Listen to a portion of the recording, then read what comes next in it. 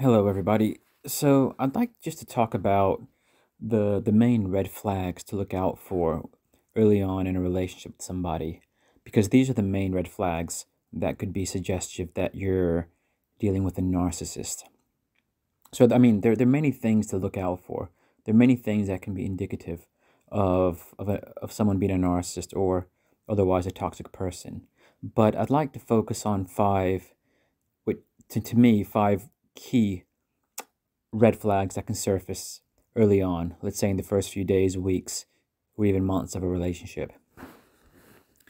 The first red flag is the fact that the person who you're with seems to be rushing the relationship.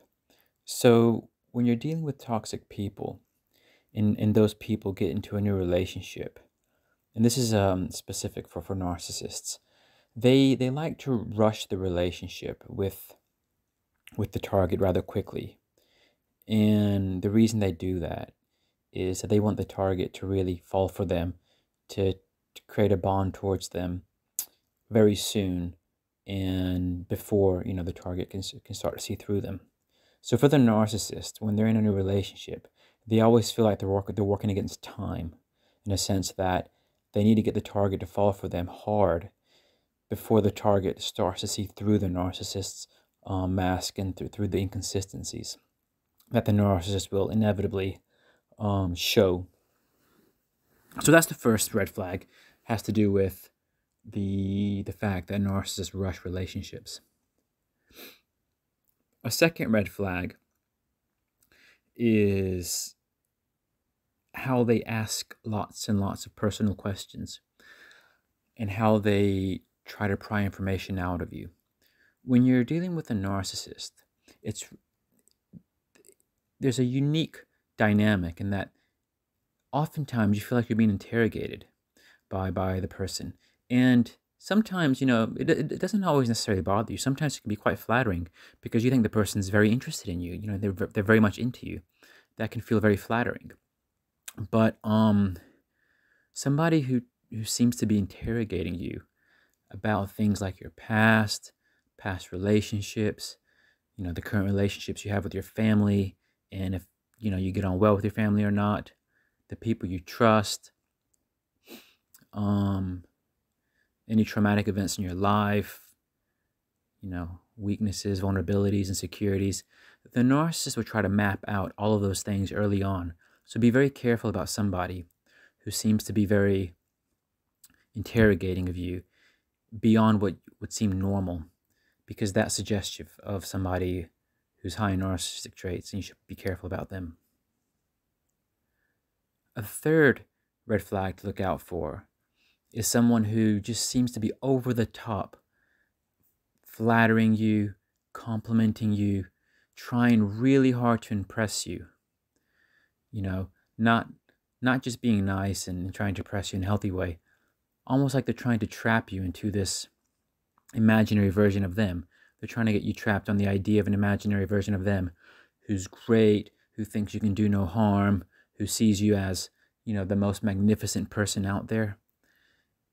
In the love bombing stage, in the early stages, narcissists will really work you up on the highest pedestal, making you feel great, trying to really entrap you through charm, flattery, maybe gifts, mind-blowing dates. They might take you to nice places to really get you hooked on them. So be careful about people who try extra hard to flatter you just a bit too much. Being just a bit too charming, just being a bit too all about you at the beginning. That's definitely a red flag. A fourth red flag that I'd like to touch on is someone who has an eerie amount of similarities and resemblances to you. If the person just seems to have the same interests as you, have similar styles of upbringing as you, they have similar plans for the future as you, they like the same foods as you, they want to visit the same places as you. Maybe they're even, personality wise and mannerisms, music, they're kind of imitating you, copying you and your tastes.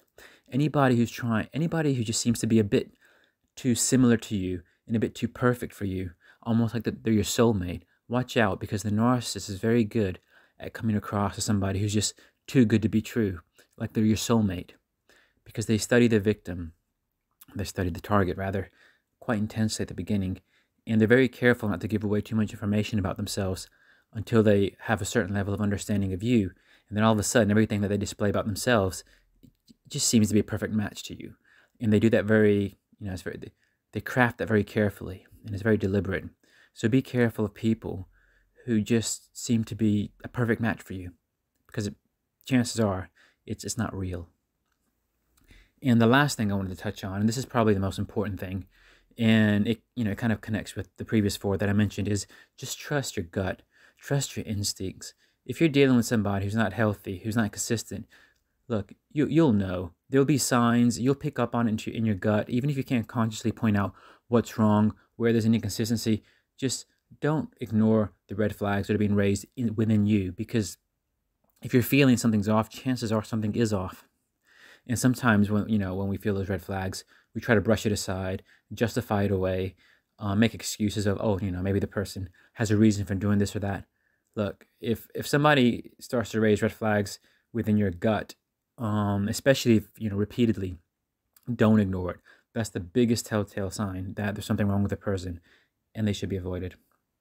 So I hope that's helpful. So for me, those are the key red flags to look out for early on in a relationship, as they can help indicate whether or not you're dealing with a narcissist, and ultimately whether or not you should just go your own way as soon as possible.